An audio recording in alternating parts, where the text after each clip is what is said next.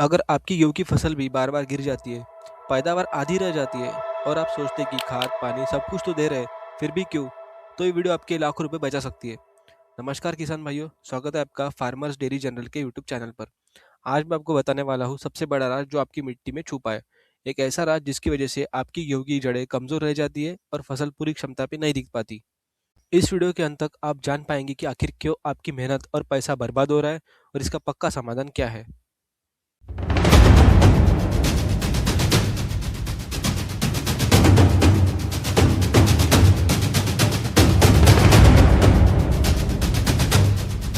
दोस्तों देखिए इन जड़ों को।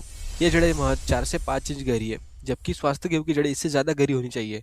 अब सवाल है कि ऐसा क्यों होता है? इसके पीछे है 5 बड़े कारण जो आपकी मिट्टी में छुपे हैं। पहला कारण, मिट्टी की सख्त परत। जब आप हर साल एक ही गहराई पर जुताई करते हैं तो मिट्टी के नीचे एक सख्त परत बन जाती है। इसे कहते हैं प्लाउ पैन या हार्ड पैन। यह परत इतनी सख्त होती है कि जड़ें इसे तोड़कर नीचे नहीं जा पाती। नतीजा, जड़ें ऊपर ही फैलती रहती है और कमजोर रहती है। दूसरा कारण है मिट्टी का पीएच असंतुलन। गेहूं के लिए आदर्श पीएच होता है 6 से 7.5 के बीच। लेकिन अगर आपकी मिट्टी बहुत खट्टी यानी पीएच 5 से कम है या बहुत क्षारीय है 8.5 से ज़्यादा, तो जड़ों का विकास रुक जाता है। खट्टी मिट्टी में एल्यूमिनियम और मैग्नीज की विशेषता बढ़ जाती है। क्षारीय मिट्टी में आयरन, जिंक और जैसे पोषक तत्व अवेलेबल नहीं रह पाते। इसका समाधान है खट्टी मिट्टी में चना या डोलोमाइट डालें और क्षारीय मिट्टी में जिप्सम या सल्फर का उपयोग करें। इससे आपकी मिट्टी का पीएच संतुलित रहेगा। तीसरा कारण है कार्बनिक पदार्थ की कमी। तीसरा कारण जो अक्सर नजरअंदाज किया जाता है वो है ऑर्गेनिक मैटर की भारी कमी। भारत की ज्यादातर मिट्टी में कार्बनिक पदार्थ 0.5% से भी कम रह गया है, जबकि स्वास्थ्य मिट्टी में यह 3.5 से 5% होना चाहिए। कार्बनिक पदार्थ के बिना मिट्टी में हवा नहीं पहुंचती, पानी की होल्डिंग कैपेसिटी कम हो जाती है, लाभदायक सूक्ष्मजीव खत्म हो जाते हैं और मिट्टी का स्ट्रक्चर टूट जाता है।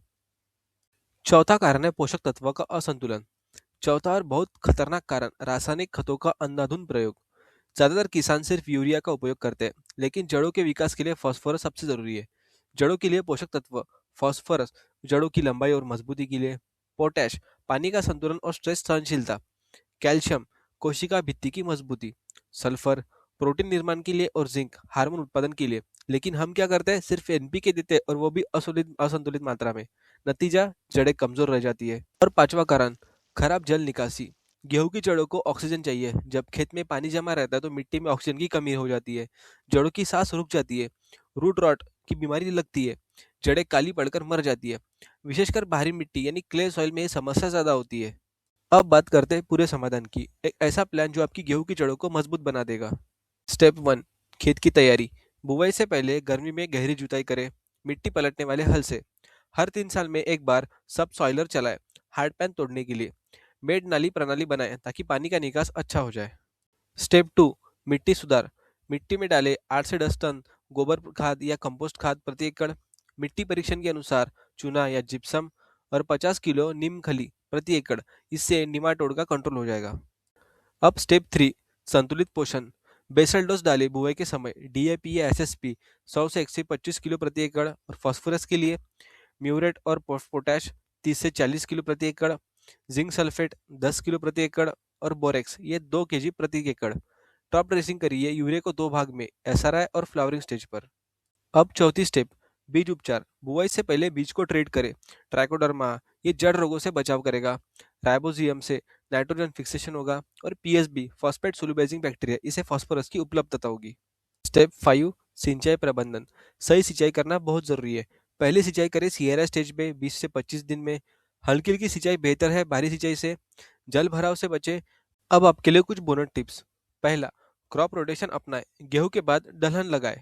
दूसरा, जीरो टिलेज तकनीक अपनाएं, मिट्टी की संरचना बनी रहती है। तीसरा है कवर क्रॉप्स लगाएं, मिट्टी को जिंदा रखने के लिए। चौथा, फसल अवशेष जलाएं नहीं, वापस मिट्टी में मिलाएं। पांचवा, नियमित मिट्टी परीक्षण करें हर 2 से 3 सालों में। तो किसान भाइयों, अब आप जान चुके हैं कि गेहूं की जड़ें कमजोर क्यों रहती है और इसका समाधान क्या है।